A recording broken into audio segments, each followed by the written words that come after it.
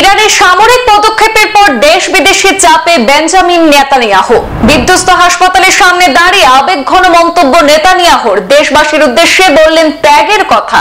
আমার ছেলের বিয়ে হচ্ছে না। ইরানের হামলায় ক্ষতিগ্রস্ত হাসপাতালের সামনে নেতানিয়াহুর আবেগঘন বক্তব্য। যুদ্ধনীতির মাঝে পারিবারিক প্রসঙ্গ টেনে আনলেন নেতানিয়াহু। নিজ দেশে এবার শুরু হয়েছে সমালোচনা।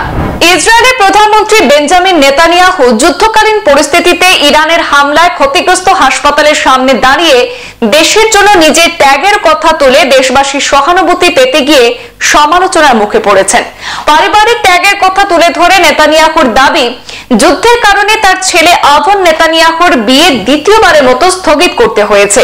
ইসরায়েলের বেরশেবাতে ইরানের ক্ষেপণাস্ত্র হামলায় ক্ষতিগ্রস্ত হাসপাতালের বাইরে দাঁড়িয়ে নেতানিয়াহু বলেন, মানুষ মারা গেছে, বহু পরিবার তাদের প্রিয়জনদের হারিয়েছে।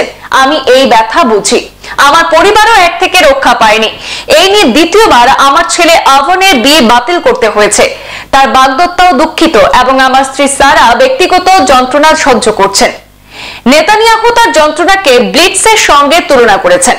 দ্বিতীয় বিশ্বযুদ্ধের সময় নাৎসি জার্মানি সামরিক অভিযানের অংশ হিসেবে ব্রিটেনে ক্রমাগত বোমা বর্ষণ করেছিল, আর এই সময়কালকে ব্লিটস বলা হয়। ইসরায়েলের হামলার পর ইরানের পাল্টা হামলাকে নেতানিয়াহু ব্লিটস মনে করছেন।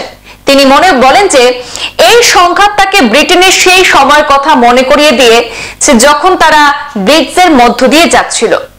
আন্তর্জাতিক গণমাধ্যমের রিপোর্ট অনুযায়ী নেতানিয়াহুর এই বিবৃতিতে ইসরায়েলের নাগরিকরাই বিস্মিত হয়েছেন। সাধারণ মানুষ থেকে শুরু করে সেখানকার ক্ষতিগ্রস্ত এবং অন্যান্য যারা রয়েছেন সাংবাদিকরাও তাকে বিদ্রুপ করছেন, সমালোচনা করছেন। এক ইসরায়েলি সাংবাদিক আমির টিবন বলেছেন যে নেতানিয়াহু এটা বলে আমাদের মোটেও অবাক করেননি।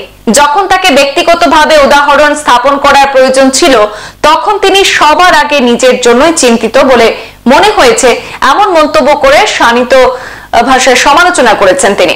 এমন মন্তব্যের পর থেকে দেশবাসীর তীব্র ভর্ৎসনার মুখে পড়েছেন নেতানিয়াহু।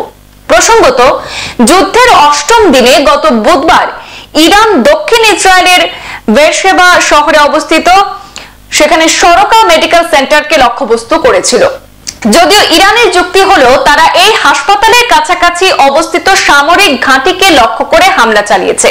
হামলার পর গতকাল নেতানিয়াহু এই হাসপাতাল পরিদর্শন করতে গিয়েছিলেন, আর সেই হাসপাতালটি সেখানকার পুরো দক্ষিণ অঞ্চলের সবচেয়ে বড় হাসপাতাল, যেখানে 1000-এরও বেশি শয্যা রয়েছে এবং এটি প্রায় 10 লক্ষ মানুষকে চিকিৎসা পরিষেবা প্রদান করার কাজ করে আসছিল। সংবাদ এ পর্যন্তই। ফিরছি পরবর্তী অন্যান্য আপডেট নিয়ে, সাথে থাকুন। ধন্যবাদ।